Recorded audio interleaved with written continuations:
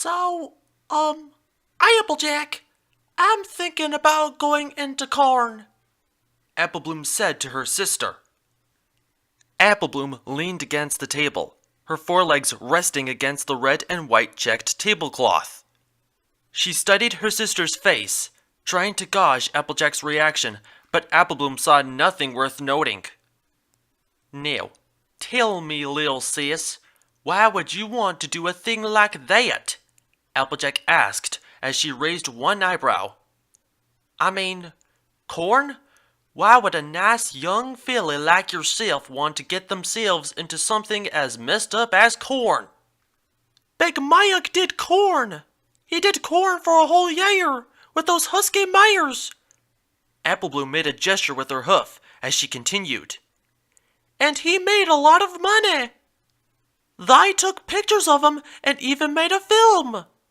Big Mac got famous because of corn. So you want to be famous? Applejack rolled her eyes. I don't know. Maybe. Doesn't every pony? Applebloom gave her sister an imploring stare and then turned away when she saw her sister stare. She looked at the fruit bowl instead. The Apple family fruit bowl only had one sort of fruit, apples. Other sorts of fruits just weren't welcome. What's wrong with being a corn star? Applebloom! Applejack's eyes narrowed. We're apples! We have standards, don't we? Applebloom retorted. 'Cause there is a familiar-looking mire with Big Mac in one of those corn pictures in the magazines that Big Mac keeps under his bed. That's 'cause we was about to lose the farm. I didn't have much choice. So yes, Big Mac and I took a few corn photos together. Look, I ain't proud of what I did. I don't want to see you make the same mistake. Applejack closed her eyes and began to rub her temples with her front hooves. But I want to be like you. In that one picture, you were on your back and you had Big Mac's corn cob laying over your belly. Bloom! Shut it! Not another word! Applejack waved her hoof. That was wrong of me. That picture made ponies talk. It made Granny Smith almost lose her golden mind. At least they didn't publish the one with me kissing Big Mac's corn cob.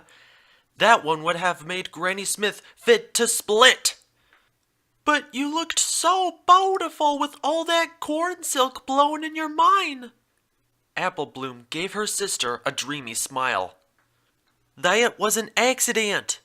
Big Mac just got done shucking his corn cob and he blew his load of corn silk in my mane. The photographer said that no pony could see it, but the lights left it all shiny and slick looking in my mane. Applejack closed her eyes and began to rub her nose. Look, I don't want to talk about this no more. Cousin Bryburn got into corn with a whole bunch of stallions. They even did a corn calendar. A whole year of corn and big ol' handsome Bryburn was shucking his corn as Mr. July. Applebloom heard a thump upstairs, which caused her ears to perk.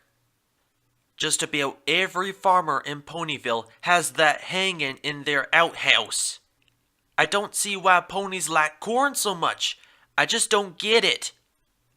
Applejack opened her eyes and looked at her sister. When I was in Manhattan with the oranges, I had an older stallion with a mustache ask Aunt Orange if I wanted to be a little corn princess. She wanted me to do it, but I was too shy. Kept telling me that all that nice stallion wanted to do was take pictures of me. No harm, no foul. I got exposed to corn at a young age. I just ain't comfortable with this, Applebloom. I won't be going into this alone. Sweetie Belle and Scootaloo want to go into corn with me. There's a premium for threesomes and good corn pictures. We have to look all sweaty and dirty, though. like we've been out plowing each other's fields and doing hard work all day. Ponies into corn really get off on that. Apple Bloom smiled, and she thought she heard hooves coming down the steps. Oh no, here comes Big Mac.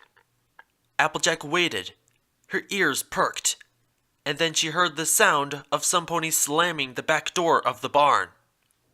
She scowled in annoyance. Big Mac was too hard on the back door, and the door only swung one way. She didn't know why Big Mac liked the back so much anyway. He hardly ever used the front door. Some ponies were just natural-born backdoor ponies, Applejack supposed. The cutie mark crusaders and I, we're used to being covered in sticky stuff like tree sap.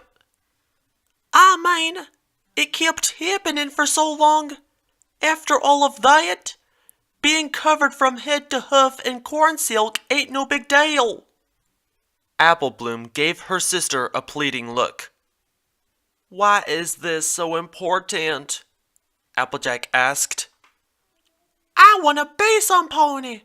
Maybe I do want to be famous. Maybe, just maybe, I want a little bit of extra money. There's never enough bits to go around, and I get desperate to do the things other fillies my age are doing. Like it or not, corn pays the bills. So, what if I have to nibble on a few corn cobs, or lay in a big pile of corn cobs, or get covered in corn silk, or have popcorn shot at my face? I'm going to Applewood, and I'm going to be a corn star. So, that's it then, Applejack said. And Scootaloo and Sweetie Belle are going with you? The back door banged open and Big Mac entered with a grunt. Applejack watched her brother. He looked sweaty, as if going in and out of the back door had been an effort. His mane was mussed. The big stallion was carrying a bag in his teeth. He dropped it down to the floor. Big Mac, what you doing? Applejack asked. I overheard you and Apple Bloom. This is like an apple family tradition. If Apple Bloom and her friends are going to Applewood to get into corn, I'm gonna do corn with them. They like brother and sister corn eggs. Plus, I'm famous. I can help break her in. Show her the ropes. Applejack eyed her brother. I don't know, Big Mac. Corn and ropes don't belong together.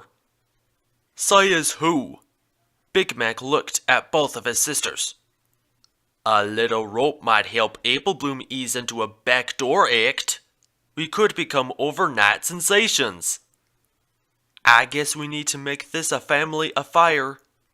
Ain't no way, ain't no how I'm letting my little sister and my big brother go off to Applewood to make a career in corn without me. Applejack heaved a sigh of defeat. So, we're going to make a career in corn together? Apple Bloom asked, hardly believing her luck. Yup.